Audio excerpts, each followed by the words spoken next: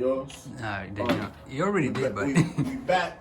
Queen Essence, baby. Queen Essence. Choo. Yes, sir. welcome to another episode of Stuck in Middle Podcast. I am your host, Reflex. Listen, we are back on the desk for this one because we had to do it right, man. Just some little housekeeping. First of all, if you are not subscribed to the channel, definitely hit that ringer as well so you get updates every time we drop something new on the podcast. Visit sitmpodcast.com/store. You shop Stuck in Middle Podcast merch. /blog, you read our blog section. We have an incredible cast of writers, and visit the guest section as well, so you know what we got coming up in the next couple weeks. Got a special guest in the house. Like I said, man, we had to do this in the studio. Gee. Hey, he's the CEO and founder of Melanated Fathers LLC, author of the new book I'm Manifesting My Queen Essence, and professional couples and mental health therapist. Please welcome Oluwafemi Sanya to Stuck in the Middle Podcast. How you feeling, bro? Hey, man, I feel blessed, man. I like how you say my full government, too. Oluwafemi Sanya. I got it right? Yes, sir. You did. You did a great job. How you feeling, bro? I'm feeling blessed. Like I said, man, we in a pandemic. Yeah, you know, man. Corona, COVID-19. We alive. We blessed. Families alive. We got projects kicking off. I can't, you know what I'm saying? I can't complain, man. I feel blessed. That's a good thing, man. I want to dive right into it because you're not a friend. You're not a new to the podcast. You're a friend to the podcast. I'm not a stranger. You're not a stranger. I've been in the studio. We have your signature on the board. You know what I mean? I'm up there. But this is something that you've been working on for a minute. You know what I mean? It's taking you 9 whole years to finally get this book out in the market. 7 years. 7 years. My bad. 7 years. The number of perfection. Why did it take that long? My brother, I'm gonna say it's God, bro. I mean, I say that to say, well, let me not just say it's God, but I mean, it's also the fact that I first had the idea to write this book in 2013. At that time, I was 23, going on 24. Yeah. You know, I've always been a brother that's in tune with my emotions. I'm empathetic. You know, all these good things. However, there's something about life, the magnitude or the depth of what I want to explore in this book. I didn't have the wisdom and I didn't have the life experience. Ooh. And I think it was something that I needed for me to be able to deliver the quality of what I wanted to deliver. Yeah. Whether it was life experience in my own personal life or as a professional, as a mental health clinician, I didn't have it at the time because when I started writing, I was still in grad school. I was just finishing up grad school. Now I'm 7 years in as a therapist. Yeah. And, you know, same thing in my life. I was a young pop. You know, I was too... You know, I was in the streets, you know, but now, you know, I'm stable. I'm just in a different mental health space, and I've acquired and attained so much wisdom throughout the 7 years that when this pandemic happened, and that's another thing. I mean, you know, pre-pandemic, man, we are always just on the move. Exactly. Everybody, you got work, you got your friends, you got happy hour. We're never still. The pandemic forced me to be still. Lock in. Like literally, I was home. I'm still working from home now. But at the beginning of the pandemic, you know, I took some time off, so I had so much free time. And I'm like, what am I to do with my time?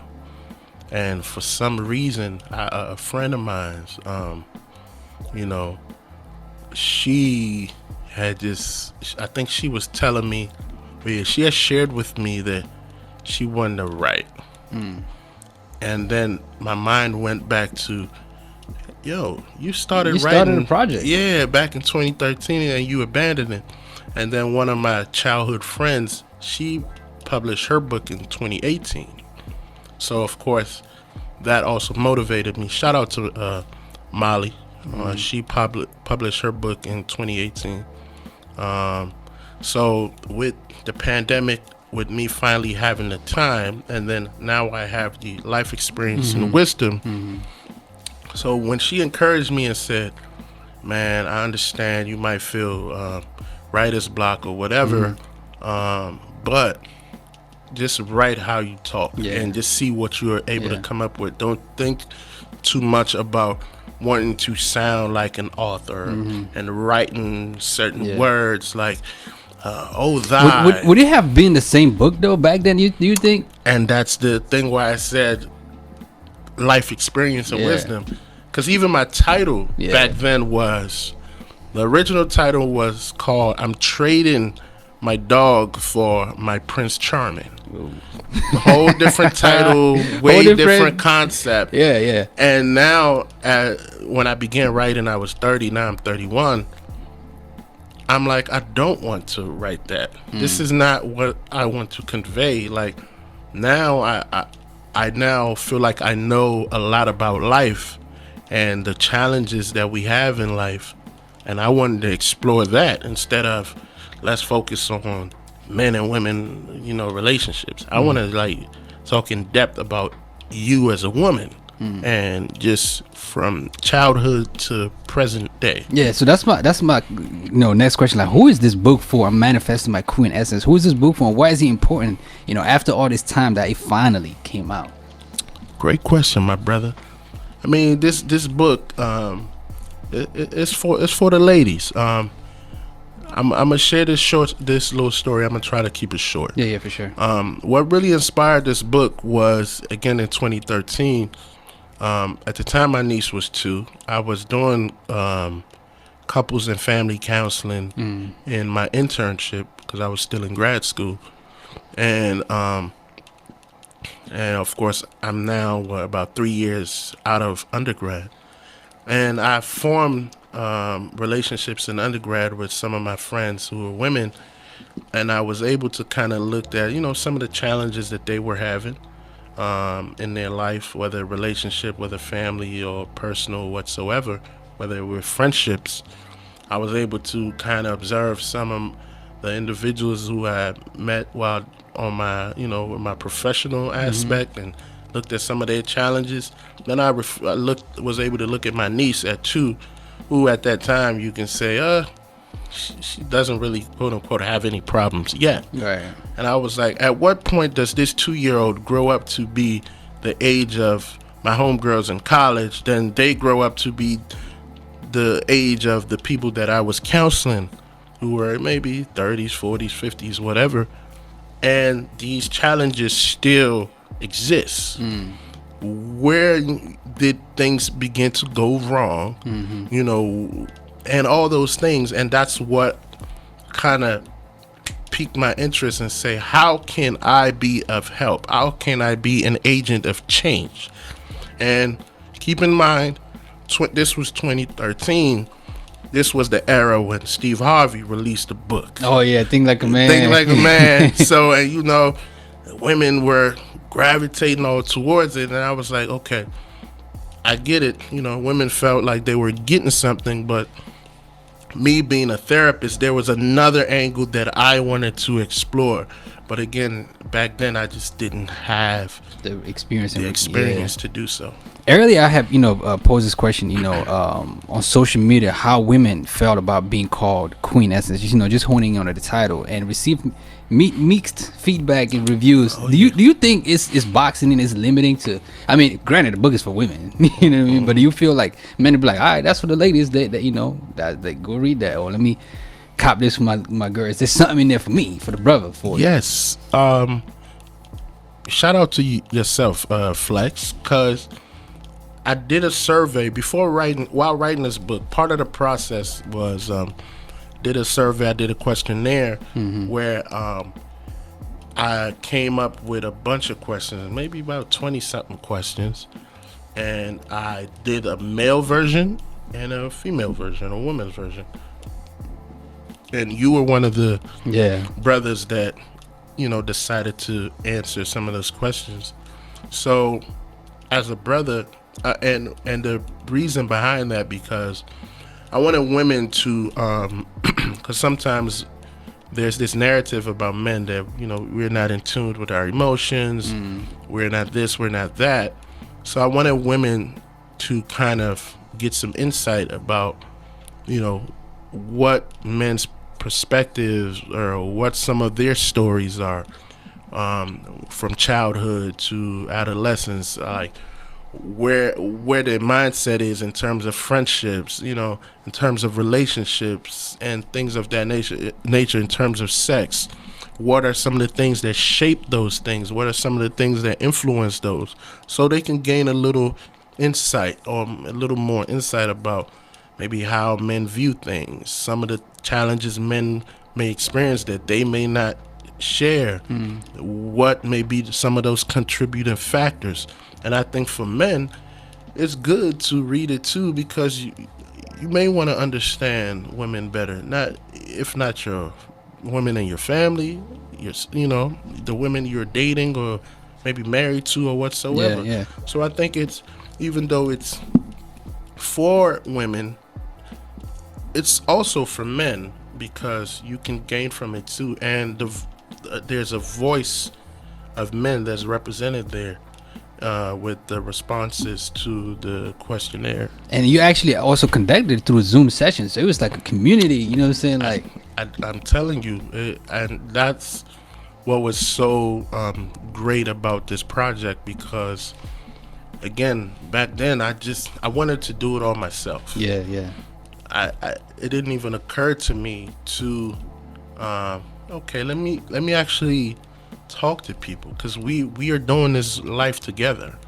We're dealing with some of the same things. That's key. You know what I'm saying? Let me talk to different people from different walks of life, and just pick their brains.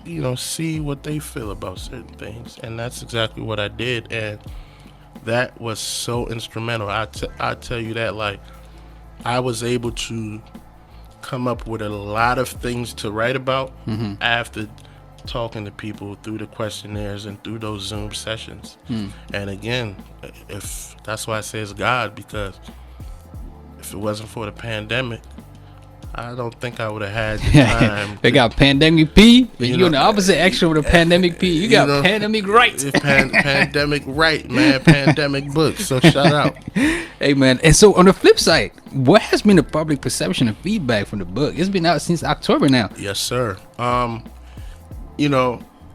Something about myself, maybe I need to improve on it. Like, when I hear people like, wow, this, I'm like, you sure? You positive? Because I'm like, dang, I know I wrote it. I know I think it's good, but you for real?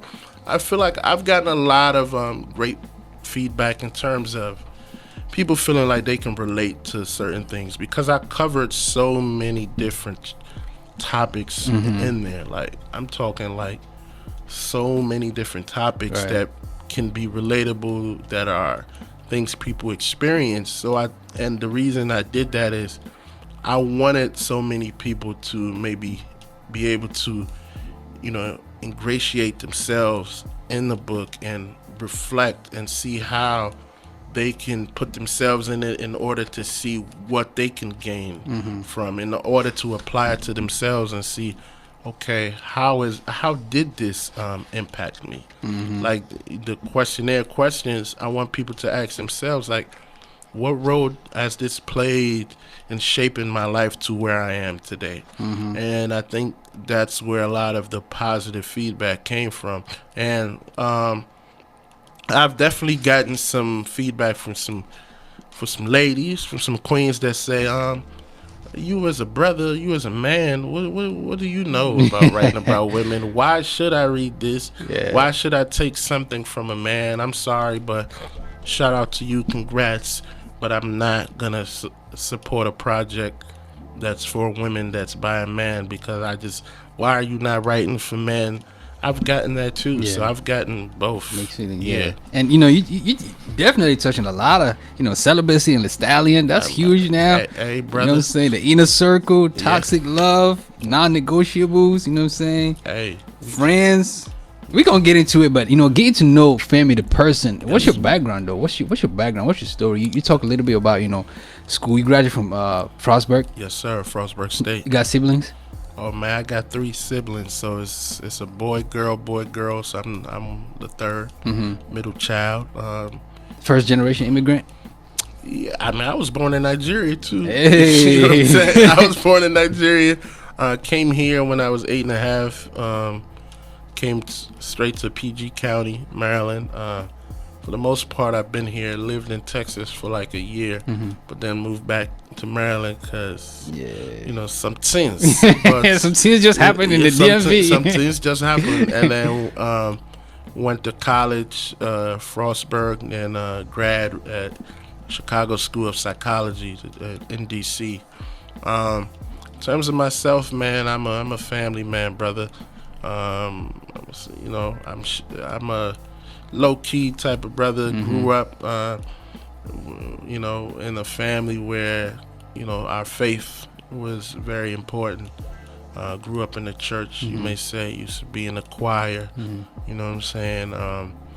Did a mentor group in my church as well, for young girls. It's crazy now that I think about it. I was doing the groups with the young girls, even though I had this book in mind, but at the time this book was inactive because I wasn't even writing it. Yeah. But so I've always done something in relation to this. Yeah. Yeah. And I think all that were to prepare me for this, even though I wasn't conscious of it. Yeah. Now that I'm literally just thinking about it right now, like, I mentor. So with that, as you can see in the book, I covered toxic love, and you think you're in love, and that puppy love when young girls begin to date, whether it's middle school, high school, and you think you're in love, even though we're not quite ready for that, most of us, but we acquire or attain some war wounds, some scars during those ages, even though you know what I'm saying, we not ready for it, and those scars sometimes follow us into adulthood or into those next relationships. And it's like, man, if only we knew like the consequence of what we were doing. Facts. You know what I'm saying? Like, because man, you dealing with But that's why we have you, the family now, the therapist. So why? Which is my next question. Talk to me. Why become a therapist? Because you actually studied engineering. I started, and this why when I say this is God, I meant that. That's not just a phrase. So when I was a senior in high school, again, I was born in Nigeria, African parents. What are the what they lawyer, doctor, engineer? Bingo. That's it. Older brother was studying law.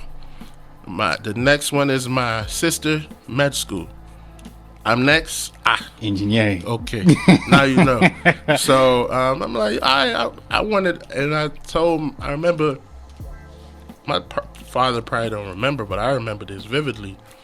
And at that time, even though I was a good student, honor roll, I just didn't know what I wanted to do in life. I remember growing up in Nigeria, because I was, my grandfather, which is my father's dad, we spent time, and they were like agricultural background.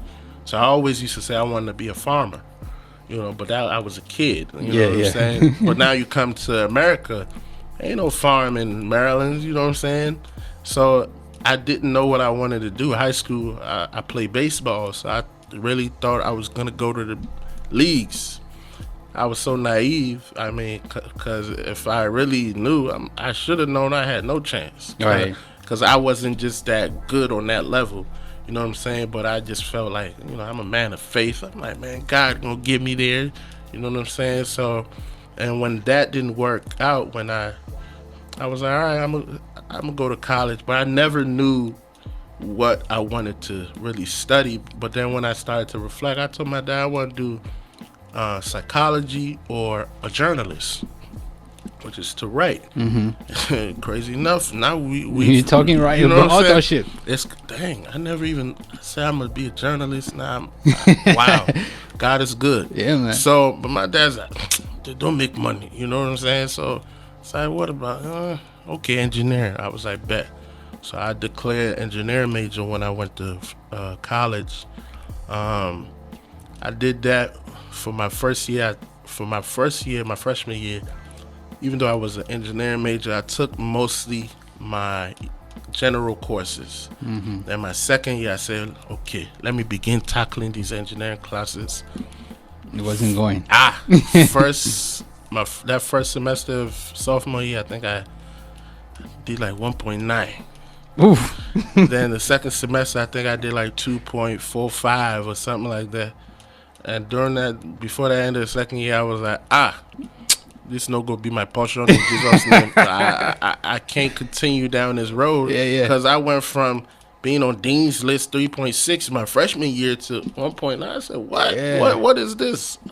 I've never seen a grade like this in my life. So, again, high school, honor roll, middle school. So, like, this is new to me. Yeah. So, I went and I talked to, like, the academic advisors. And I'm like, even before I get there. So, like, my freshman, sophomore years, some of my homegirls, they will always come to me and be like, man, can we have a therapy session? Mind you, I'm an engineer major. They will come to me and be like, can we have a therapy session? And they'll vent to me. They'll tell me about, what they're going through, their issues, whatever. And we'll be doing therapy sessions, bro. I'm telling you, I was an engineering major. We'll be talking. I don't even know where I got the answers or responses to tell them, but they will come back. I'm saying we did this all the time. So at the end of my second year and sophomore year, I just went to my academic advisor. I was like, man, is there a major I can do that I can graduate in 4 years? Because mind you, my brother and my older sister, they done finish. Yeah. So I'm like, I don't want to be the first to be in school for more than 4 years. So the advisor looked at me and said, only thing is psychology. Literally.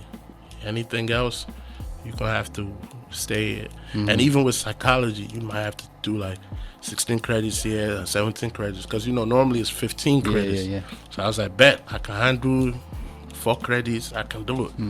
So, and literally that's how I became a therapist. If it wasn't for that, I would have still been trying engineering. But because I wanted to graduate on time, and me getting 1.9, you ain't gonna graduate on time. Yeah. So I was like, all right.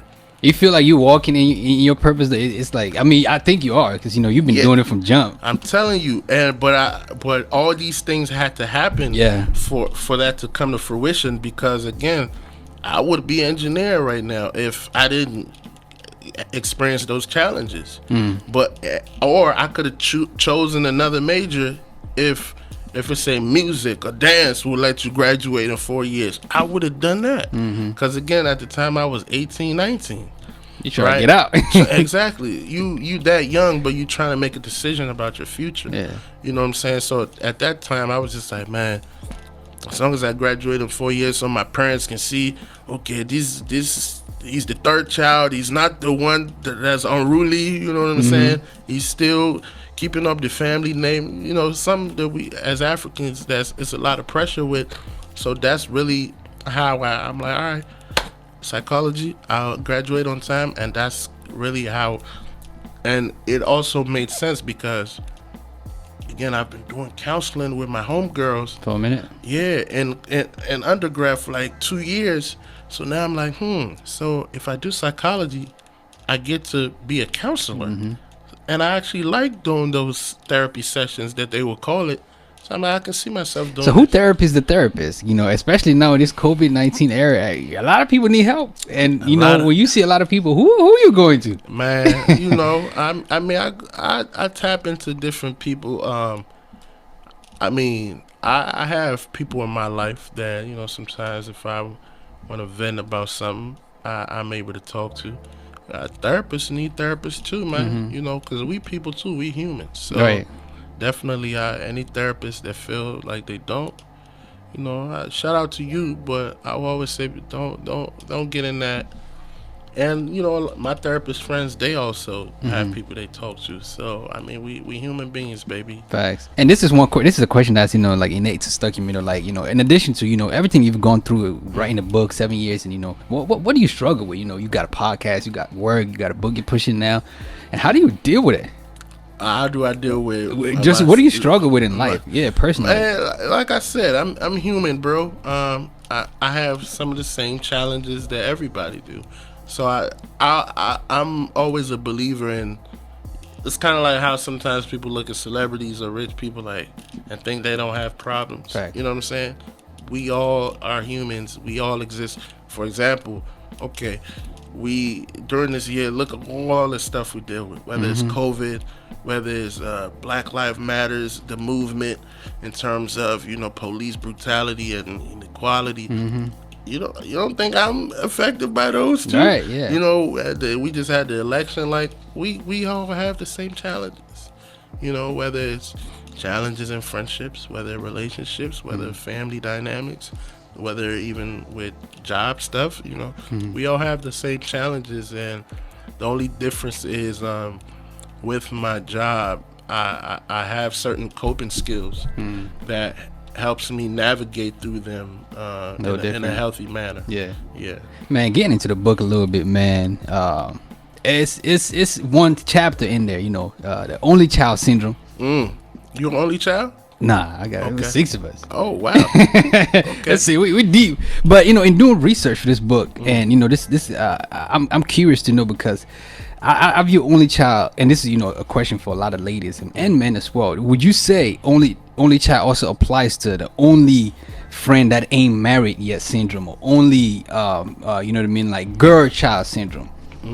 So you're asking whether the only child, as if let's say you were the only child, is similar to you being in your group of friends and you're the only one that ain't got a man? And first of all, you know what I'm saying, like getting into the book, talk about what the only child. I don't want to spoil it for people. That chapter. No, we can spoil it. We can spoil it. Yeah. Nah. So in doing in writing this book, I really wanted to explore all these different factors that shape people. Like I said, I'm the third of 4. Right. So with being the third of 4. And not only that, I'm not even the only male, right? I have my older brother to look at. He's 4 years older than me. So with that, there was a lot of things that he did that I was able to learn from. As an only child, you may not always have that, right? And then not just that, just think about it. Let's say it's in terms of sharing things. Like me and my siblings, we shared a room for the longest time, especially coming from Nigeria and coming to the United States. We had the bunk beds, so those fights. We had to share one TV and one video game. Me and my brother used to fight all the time. It's just so many different things, that shapes you that we don't really discuss. But only child, you're the only one. Your parent is Yah. How does that shape, your friendships? Do you, now that you don't have others in your peer, let's say you have cousins, so maybe they're your friends, maybe you don't, right? So how does that shape how you do in relationship? Are you does it make you want to latch on them? You know what I'm saying? Because you don't really have that support when it comes to like the siblings. Does it make you want to latch on your friends? You know what I'm saying? Does it make you kind of want to, have your own space? Because it's like you're used to having your own space. You're not used to sharing.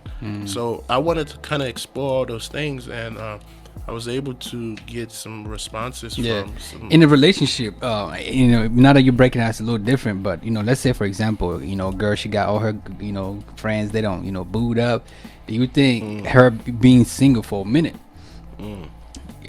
that starts to get an only just only single syndrome? I mean, you understand it, right? Because you just popped the big question, right? So think about it. Let's say it's you and your boys. Let's say it's a group of 5 of y'all. Yeah. All y'all married, and let's even throw kids in there. it's a certain life changes, Facts. and you as the only boy, the only unmarried one, let's say, you know, as a group, especially when y'all were in y'all so-called prime, y'all would go to the bar, y'all would watch a game, y'all might go, you know, to a concert, and you know those brothers, they just can't go pick up and go at the same frequency anymore because life has changed. Right. You know what I'm saying? And sometimes now, especially if all you guys and the girls are now friends, they might want to okay, let's do a couples trip. Let's, especially wintertime, let's hit the cabin.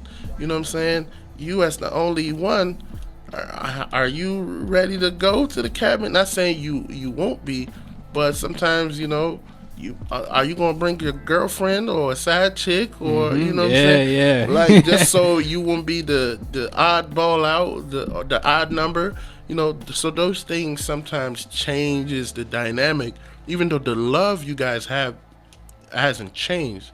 You know what I'm saying? But sometimes it begins to affect some people because they might feel left out, and they might be struggling with the changes that has happened to the dynamic of that friendship. Yeah, man, that's deep. So, like, you know, talk about the chapter structure. Okay. Because it's a lot of you, like you said, you talk, you hit some subjects in this Yes, joint. sir. We did. So the thing is, like I said, man, I keep saying I thank God because I didn't even know how it occurred to me. Maybe it's something every writer goes through, because all these chapters, the structure was different at first. But then I'm like, nah, I want it to flow. Like, I want to paint a picture. Fact, yeah. I want to tell a story. So pretty much, you know, and as a therapist, we learn about, well, you know, the lifespan of human beings. So that's kind of the structure I was going for. So the first chapter talks about the genesis, you know, which is exploring your dynamic with your parents. Yeah. Because when you're born, really, it's you and your parents, right? And then if you have siblings or not, then It's that girl. that's the next step. So I start off with that, like when you were born, those early years. Then I went to you and your siblings. Then Yeah. I went to your friendships, you know, because when you now are school age, you elementary, it's about fitting in. It's about being cool. It's about being accepted. Ooh. And you know what I'm saying? And if you're not, what types of you know, the peer pressure you may face, you know, what types of how can that affect your self-esteem or your self-confidence? So I want to explore that. And then what's next, right? We talked about it earlier, the puppy love, that young love. Yeah. You start, you know, you go through puberty, you start to notice the girls start to notice you, and you guys Boy meets girl, girl meets- exactly. And then I wanted to go to, like, you know what I'm saying, when you think you grown, when you think you're an adult, when you turn 18, Turn it up and you all know that. what I'm saying, you start to get all these freedoms of an adult, even though you're not quite an adult. And then, you know, so, and then I discussed that life after, you know, let's say, you know, after college, when you really feel like you grown now, you driving, you might have a degree, you in your 20s, you might have a decent paying job or whatever. So, you know, you going on trips, like you've pretty much gained a lot of independence away from your parents. Yeah. You know, so now might have a relationship or two under your belt. You know what I'm saying? I call those years the YOLO years, right? Yeah. You only live once. You know what I'm saying? I explored those years. Talked about social media, you know, because that's the age we're in now, the technology era. Talked about how that has impacted, you know what I'm saying, dating and life in general. Then, of course, I discussed careers and adult friendship. I discussed traumas and abuse. You know what I'm saying? Whether it's sexual abuse, whether it's domestic violence, whether it's molestation, because, you know, these are things people go through. Yeah. Then we discuss like healing, because after we've talked about the abuse and all that, I wanted to discuss how we heal, the steps and strategies to that we can heal from some of these things. I want to talk about self-love, Dang. and acceptance, because I think that's so key. That's one of the keys in getting through in combating a lot of the challenges we have. If you look at yourself and say, man, I love me some me, and if you not only say it, but if the choices Believe you it, make, yeah. if you believe it and your choices match, it's gonna help when you're dealing with in that toxic relationship. That helps you walk away, because you're like, you know what? I still love this person, but I love me more, and I know I deserve more. Then I talked about dating. Talked about what to look for in when you're dating. When you know yourself, you know your love language, you know how you want to be loved, and all those things. What do you look for that are tangible things? Then how to develop your non-negotiables, like things you just not gonna stand for. Like I could work with you here, but not here. You know what I'm saying? We not going for it. Then talking about relationships in general, because we always hear about, Reflex has proposed to his girl. Reflex and his lady are now married. How do you stay married? How do you stay in a healthy marriage? We never hear about that. We used to watch a lot of like shows and cartoons. Snow White and Sleeping Beauty, they live happily ever after, but they never show us happily ever after. So in our minds, we normally have people, especially women, we have women whose goal is to be married and to have that big wedding. We don't have women expressing, man, I want a healthy marriage. And things like that. Or not even women, even men. Yeah. We don't have people just saying, oh man, I want a healthy marriage. I want a marriage, full of that, because we're always giving this picture of living happily ever after and that shiny day where you look great and it's your day. But it's not about that. So I wanted to explore what it entails and what factors, come into play for those of us who have healthy relationships. Man, one thing I'll say for sure is your book back in your hand and you spend time with it, because a lot of people, and they're big, they pay people to write. You ask them questions like, how the structure of the book? It's like, yeah, I talk about it, but the book from start to finish. So yeah, when it takes you 7 years, you better know your book. So, and man, the writing process, bro, every day, 7 days, 20, you know what I'm saying? Yeah. I will wake up early, go to bed like 3-4 a.m. Pick back up. So I mean I was in my Mamba mentality, bro. Real talk. I was so locked in.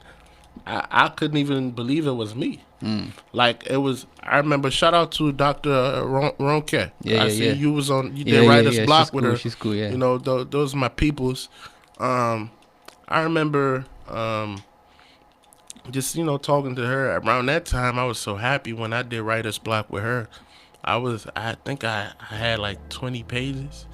I was so happy when I initially talked to her, but then when I did the questionnaire and I started talking to people, bro, I wrote like 60 pages within like less than 2 weeks. It took me 7 years to write 20 pages.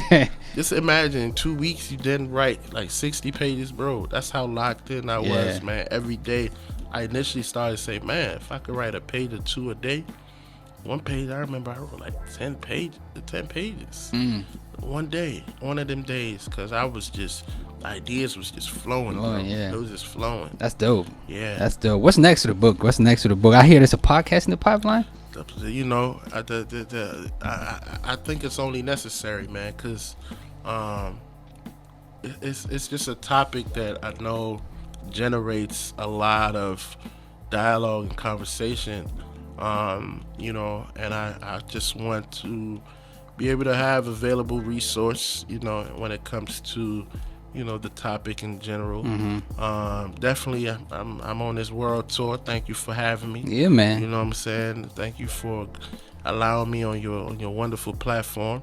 I'm trying to promote a book. Also, for those that have read the last chapter, the last I'm getting there. I'm close.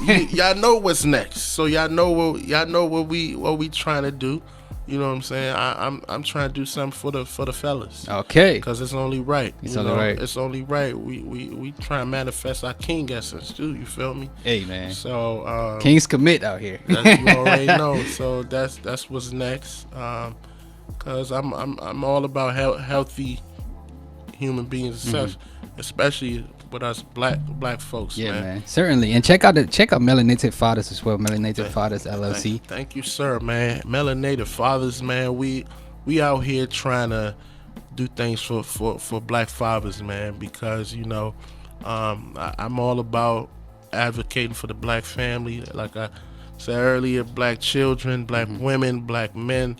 So I'm a champion of black fathers.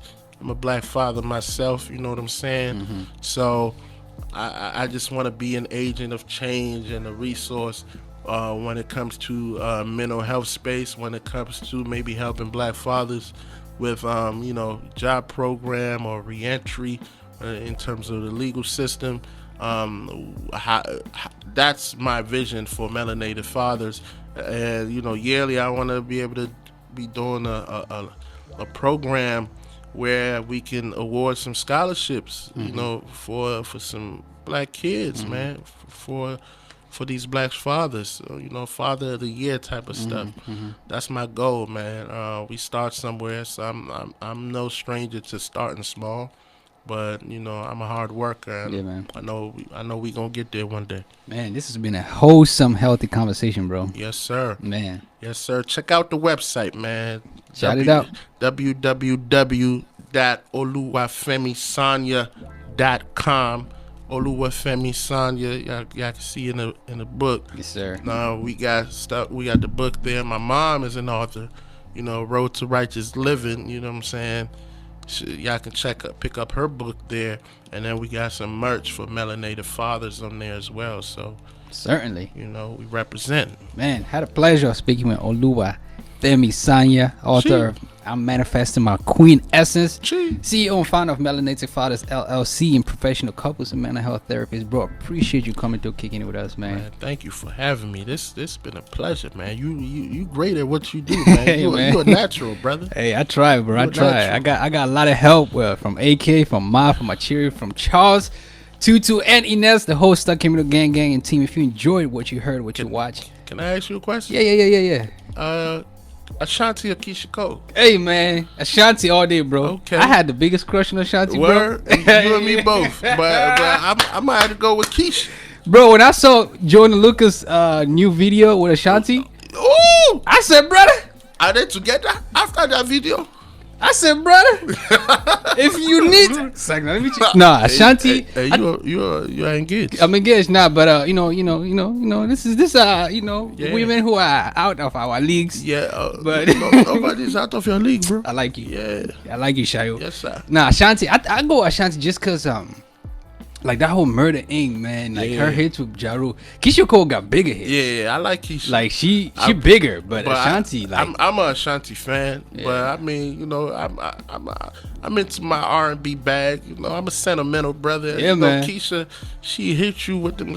I wish I cheated with this song. Whatever. I should have cheated. You know what I'm saying? Hey man, we gonna be out there watching that joint. I might pour me up a little, white wine or red wine or something. I don't know.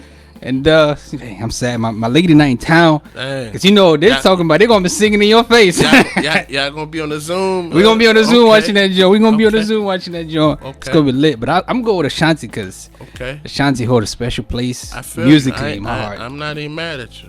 So you gonna Keisha Cole? Yeah, I mean I just think like you said, Keisha got them hits, man. She even the joint with Kanye. I don't love you no more. Like she got some hits. Keisha Cole she got some with Pac too. Nah, Ashanti got a joint with Pac too. I ain't heard that. Yeah. All right, I'm gonna have to. Nah, it's gonna be dope. Shout out to Versus, man. Team Swiss, they doing dope, man. They doing dope. They are doing dope. Yeah, I'm curious to know how they're monetizing it. For the culture. Yeah, I'm just curious to know how they're monetizing it. But this has been dope, bro. Listen, if you enjoy what you watch, what you heard, hit the subscribe button. It's the Stuck in Middle Podcast, and we out. Man, support your brother, man. Sir. Support a black man, please. Chee.